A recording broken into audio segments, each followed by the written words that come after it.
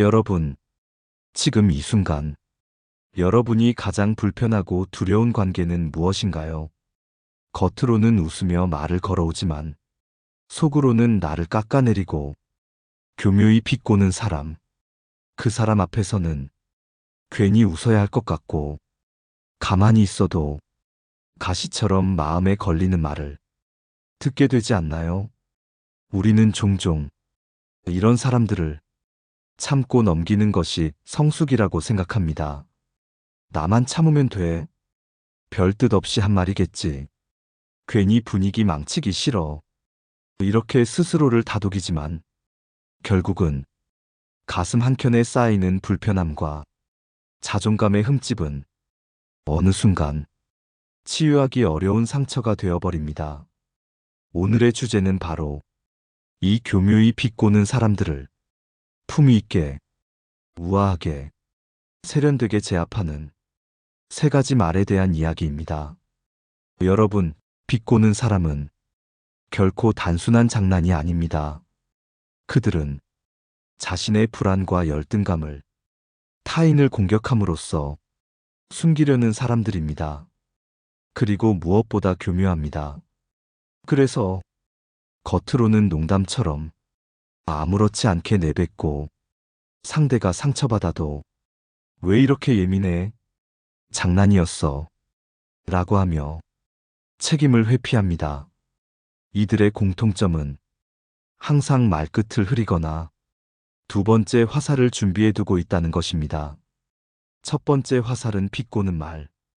두 번째 화살은 여러분이 발끈하거나 속상해할 때 왜 그래? 장난인데. 라고 하면서 오히려 여러분을 민망하게 만드는 것입니다. 그러니 이런 사람들 앞에서는 첫 번째 화살이 날아왔을 때 품위 있게, 그러나 단호하게 대응할 줄 알아야 합니다.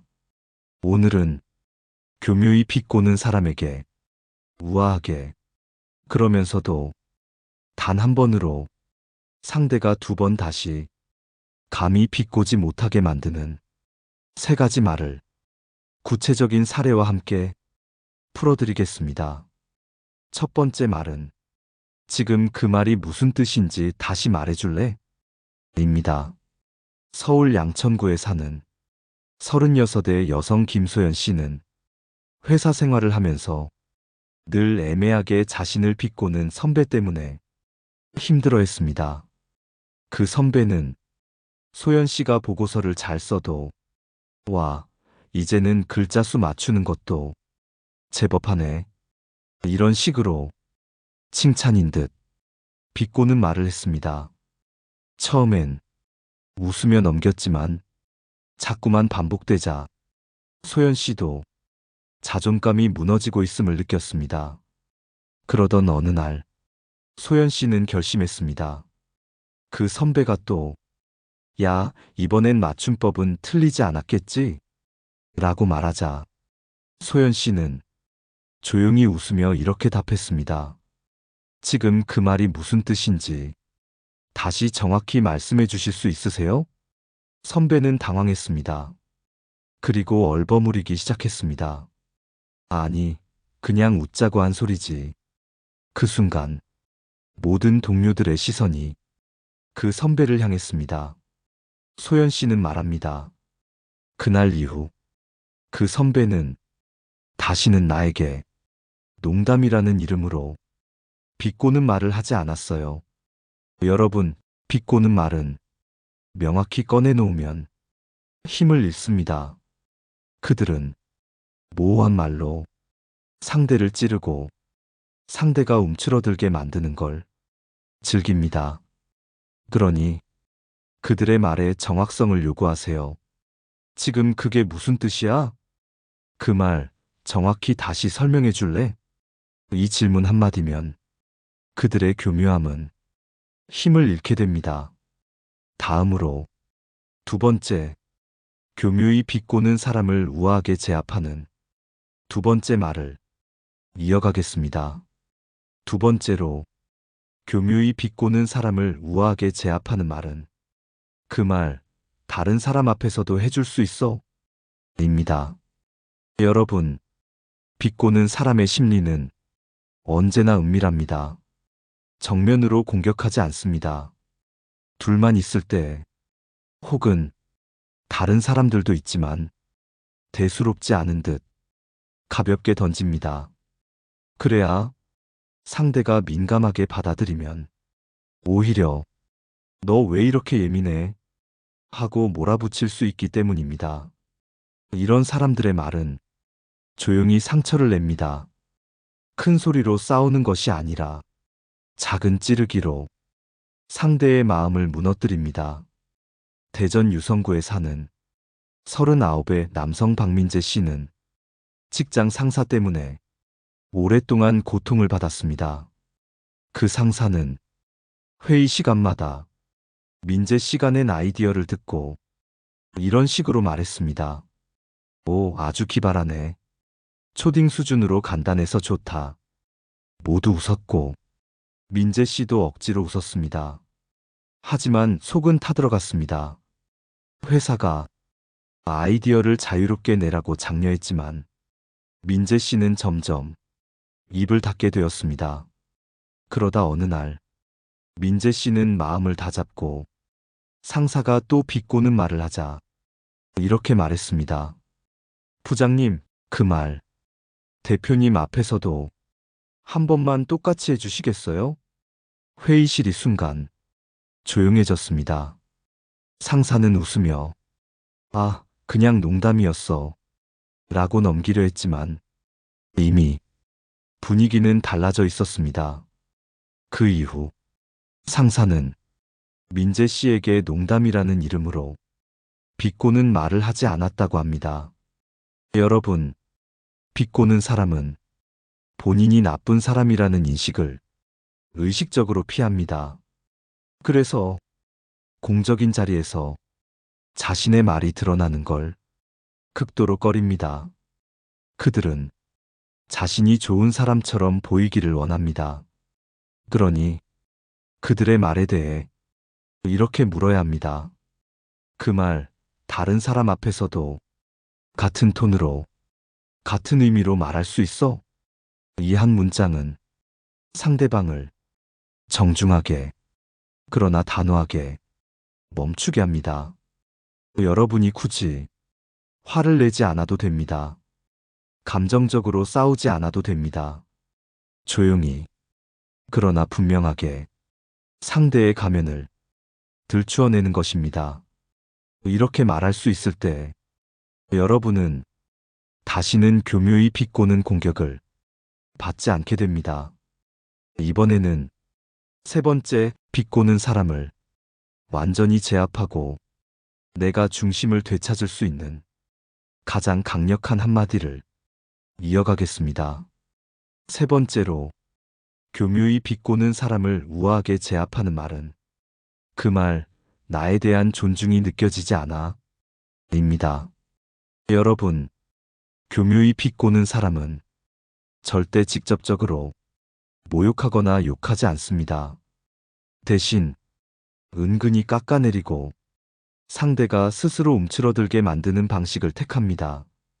그런데 이 방식을 깨는 가장 강력한 방법은 상대의 말 속에 존중이 없다는 사실을 정확히 지적하는 것입니다. 서울 관악구에 사는 41살의 여성 조민지 씨는 오랜 기간 직장 동료에게 끊임없이 비꼬이는 경험을 했습니다.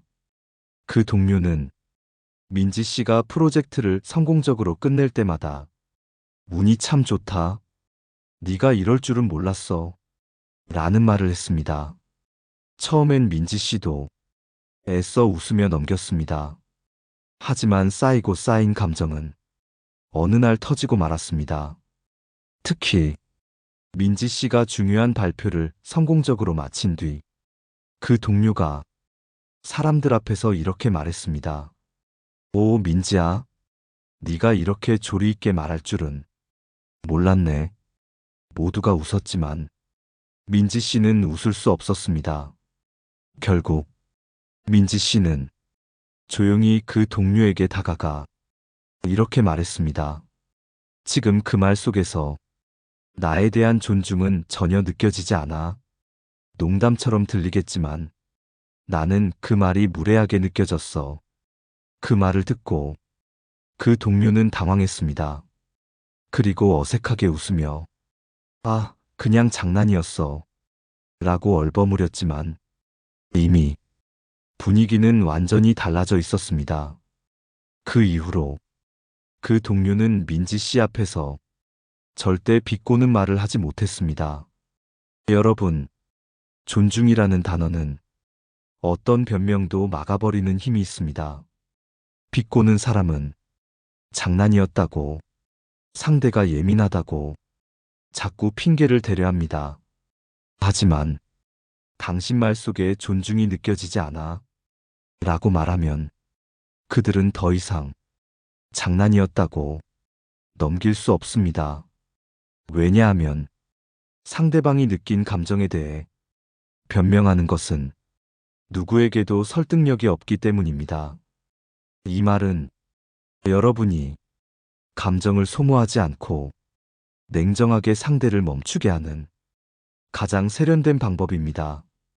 그리고 무엇보다 자신의 감정을 상대에게 정확히 알림으로써 스스로를 지키는 가장 단단한 방식입니다. 여러분, 비꼬는 말 한마디에 웃으며 넘기지 마세요. 그 작은 상처들이 나를 줄이고 나를 의심하게 만듭니다.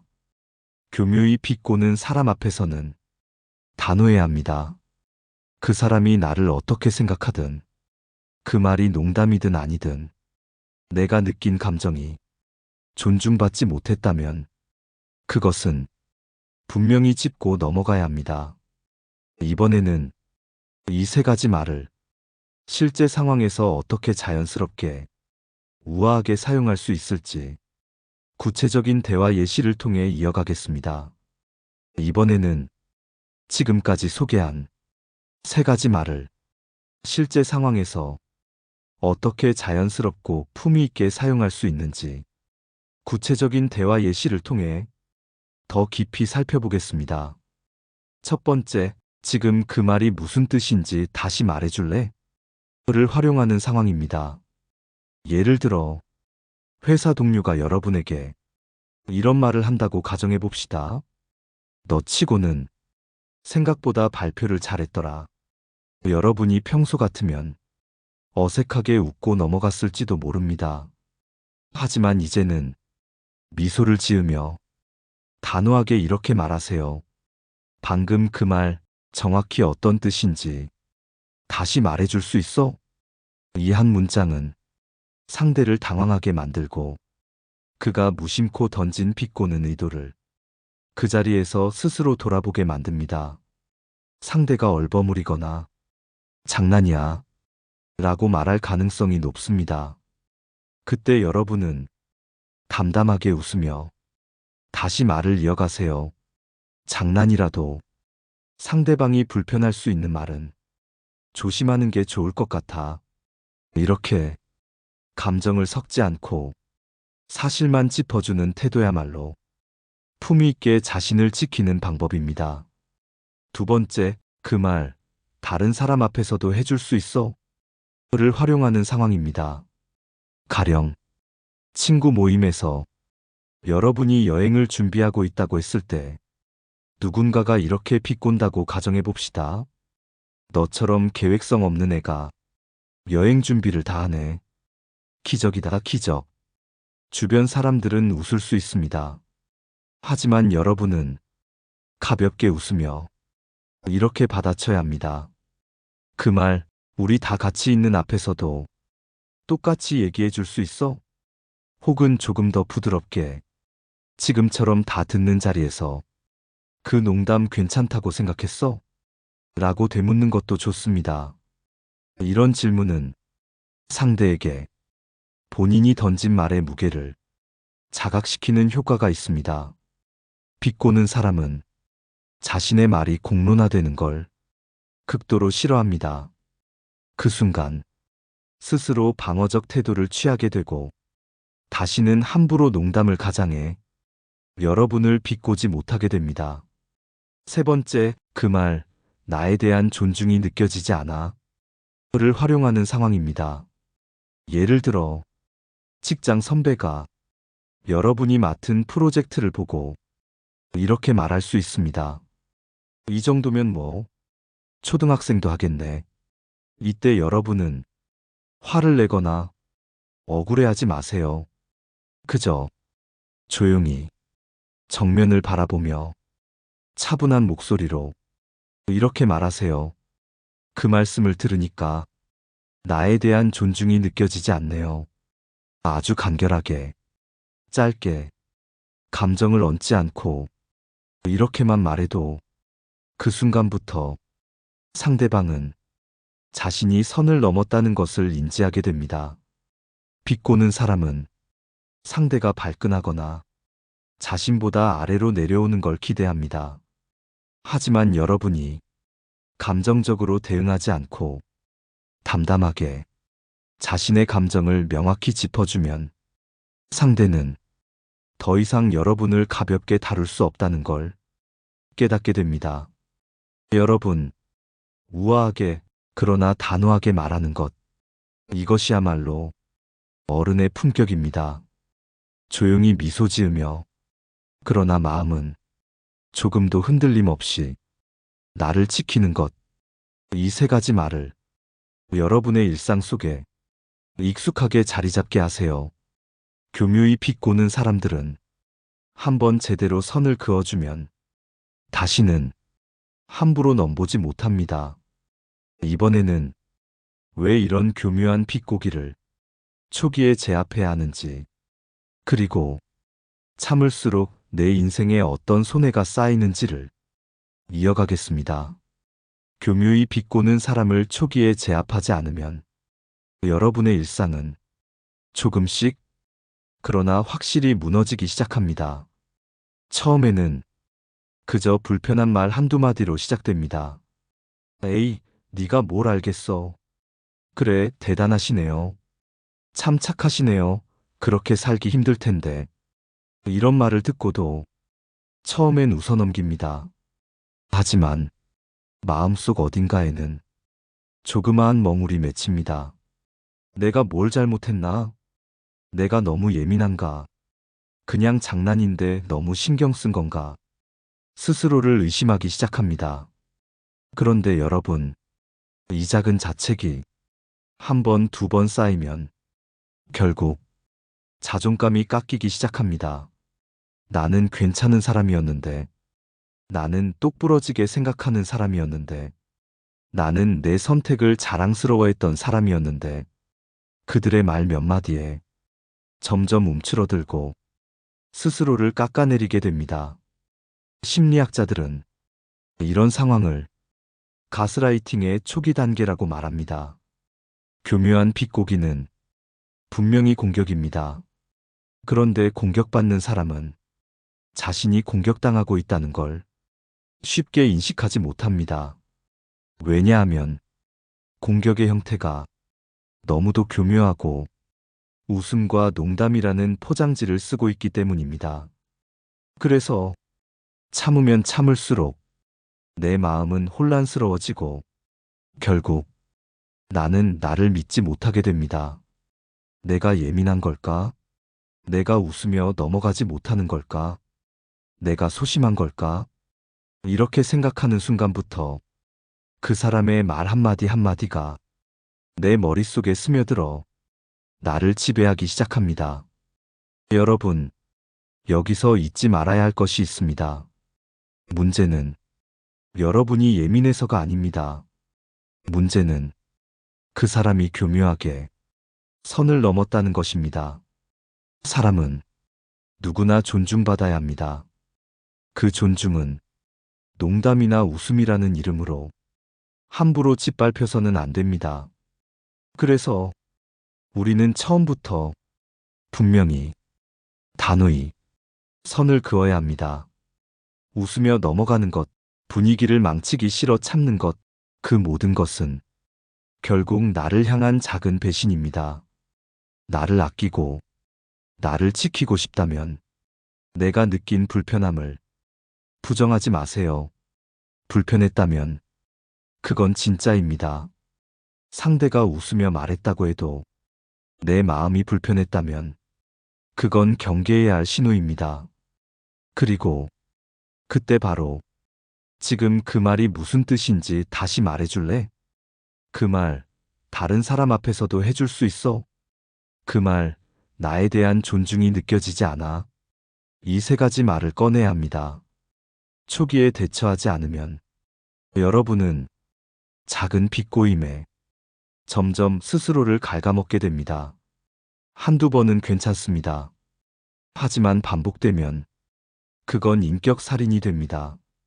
오늘부터는 더 이상 나를 희생시키며 누군가의 비꼬는 장난을 받아주지 마세요. 품위 있게, 세련되게, 그러나 단호하게 나를 지키세요. 이번에는 왜 우리가 끝까지 품위를 잃지 않고 우아하게 대응해야 하는지, 그리고 그것이야말로 진정한 승리라는 것을 이어가겠습니다. 이번에는 왜 우리가 교묘히 비꼬는 사람에게 화내거나 감정적으로 반응하지 않고 끝까지 품위를 유지해야 하는지에 대해 깊이 이야기해 보겠습니다. 여러분, 비꼬는 사람들은 상대가 화를 내길 바랍니다. 왜일까요? 여러분이 화를 내는 순간 그들은 기다렸다는 듯 이렇게 말할 수 있기 때문입니다. 봐, 예민하잖아. 장난도 못 받아들이네. 이래서 피곤한 거야. 여러분의 분노를 오히려 공격의 무기로 삼으려 합니다. 처음에는 교묘한 비꼬기로 여러분의 감정을 흔들고 그 다음에는 여러분이 화를 낸 것을 문제 삼아 또다시 여러분을 고립시키려 합니다. 그래서 우리는 결코 그들이 짠판에 올라서지 말아야 합니다. 진짜 강한 사람은 화를 내지 않습니다. 감정을 폭발시키지 않습니다. 그 대신 조용히 그러나 단호하게 선을 긋습니다. 그리고 품위 있게 상대방을 멈추게 합니다. 이것이야말로 진정한 승리입니다. 강한 사람은 상대의 공격을 감정적으로 받아치는 것이 아니라 그 공격을 차분히 반사시킵니다. 서울 송파구에 사는 44세 남성 이준호 씨는 이런 경험을 들려줬습니다. 준호 씨는 회사 회식 자리에서 늘 교묘히 비꼬는 동료 때문에 고민이 많았습니다. 그 동료는 준호 씨가 실적을 올려도 운이 좋았네. 프로젝트를 성공해도 그냥 시기가 좋았던 거지. 이런 식으로 말을 던졌습니다. 처음에는 참았지만 점점 스트레스를 받게 된 준호 씨는 상대에게 화를 내고 싶었습니다. 하지만 조언을 구한 선배가 이렇게 말했습니다. 분노하는 순간 네가 진다는 걸 기억해라. 차라리 미소를 지으며 그 말의 무례함을 정확히 짚어라. 그래서 준호 씨는 다음 회식 때 그 동료가 또 비꼬는 말을 하자 조용히 웃으며 이렇게 말했습니다. 고마워. 그런 평가를 들으니 오히려 내 노력이 더 소중하게 느껴진다. 순간 모두가 조용해졌습니다. 동료는 어색하게 웃고 더 이상 추가적인 비꼬는 말을 하지 못했습니다. 준호 씨는 말합니다. 그날 이후 그 사람은 나를 비꼬지 않았어요. 그리고 나는 내 기쁨을 더 당당히 누릴 수 있게 됐어요. 여러분, 품위는 힘입니다. 화를 내는 건 쉬운 선택입니다. 하지만 화를 누르고 냉정하게 자신의 경계를 지키는 것은 진짜 강한 사람만이 할 수 있는 일입니다. 우리는 이제 상대의 비꼬는 말에 휘둘리는 사람이 아니라 그 말의 무례함을 차분히 드러낼 줄 아는 당당한 사람이 되어야 합니다. 그리고 그렇게 자신의 품위를 지켜낼 때 우리는 더 이상 교묘한 공격에 상처받지 않게 됩니다. 이제 마지막으로 오늘 이야기했던 모든 내용을 정리하고 여러분이 앞으로 실생활에서 어떻게 행동할지 구체적인 정리와 함께 방송을 마무리하겠습니다. 지금까지 우리는 교묘히 비꼬는 사람에게 어떻게 품위 있게 대응할 수 있는지를 구체적으로 살펴보았습니다. 첫 번째, 지금 그 말이 무슨 뜻인지 다시 말해줄래? 로 상대의 말의 본질을 명확히 드러내는 것. 두 번째, 그 말 다른 사람 앞에서도 해줄 수 있어? 로 상대가 던진 말을 공적인 자리로 끌어올려 책임을 묻는 것. 세 번째, 그 말 나에 대한 존중이 느껴지지 않아? 로 내 감정을 정확히 전달해 상대의 공격을 무력화시키는 것. 이 세 가지 말은 여러분이 감정을 폭발시키지 않으면서도 상대방의 교묘한 비꼬기를 정중하게 꺾을 수 있는 가장 강력한 무기입니다. 여러분, 교묘히 비꼬는 사람은 한순간에 우리를 망가뜨리지 않습니다. 조용히, 조금씩 자존감을 깎고 스스로를 의심하게 만듭니다. 그래서 더더욱 초기 대응이 중요합니다. 처음 작은 불편함을 느꼈을 때 애써 무시하지 마세요. 설마 나를 비꼬겠어? 장난이겠지. 이런 생각으로 넘기지 마세요. 불편했다면 그건 진짜입니다. 그리고 그 순간 바로 품위 있는 한마디를 꺼내야 합니다. 우리는 누구보다 우리 자신을 지켜야 합니다. 내가 느끼는 감정을 소중히 여기는 사람이 되어야 합니다. 어떤 농담도, 어떤 웃음도 내 존엄보다 우선할 수 없습니다. 진짜 좋은 사람은 나를 비꼬지 않습니다. 진짜 좋은 인연은 나를 깎지 않습니다. 오늘 이 방송을 통해 여러분이 다시 한번 스스로에게 다짐하셨으면 좋겠습니다. 나는 나를 지킬 것이다. 나는 나를 축소시키지 않을 것이다. 나는 내 품위를 잃지 않을 것이다. 그리고 기억하세요. 맹자는 이렇게 말했습니다. 사람은 스스로 존귀하게 할 수 있다. 다른 사람이 나를 깎을 수는 없습니다. 내가 내 스스로를 존귀하게 여길 때 비로소 어떤 비꼬는 말도 나를 흔들 수 없습니다. 오늘 방송이 여러분의 마음에 작은 울림이 되었기를 바랍니다. 혹시 오늘 이야기 속에서 공감하는 경험이 있다면 댓글로 여러분의 이야기를 들려주세요. 좋아요와 구독은 저에게 또 다른 좋은 이야기를 준비할 힘이 됩니다.